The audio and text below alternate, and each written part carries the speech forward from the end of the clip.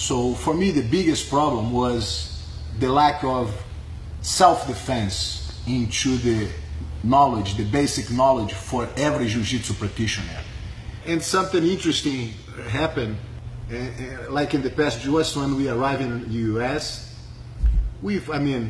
hundreds of times we've been teaching karate black belts who at the time they feel like they know everything. And when they get exposed to real jiu-jitsu, they said, why man, I lost 20 years of my life because I was doing karate, now I know what real things is. So somehow, when I go in a seminar those days, I feel like the same impression for many black belts, jiu-jitsu black belts. They feel like, wow man, I never thought this existed in jiu-jitsu. And this kind of imbalance make me feel like if we don't do something in a very serious matter, jiu-jitsu will lose their identity, we will lose our culture, because our culture is to handle situations, awkward situations on the street, and of course compete well. But competition is not our priority.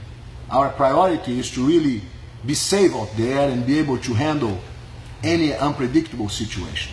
And it's unacceptable in terms of culture how a guy can be a black belt without knowing self-defense, or without teaching self-defense, or without prioritizing self-defense and their core ability to teach. If I have a woman here, I'm not going to teach competition, I'm going to teach self-defense. If I have a child here, I'm going to teach self-defense. If I have an older guy, self-defense. If I have the toughest guy in the MMA, I will have to teach him self-defense for him to feel like in a good sense of how to apply his ability. So self-defense is our culture, because without this self-defense, he cannot even be a tough black belt, as I believe, and he cannot even be a good professor, as I believe.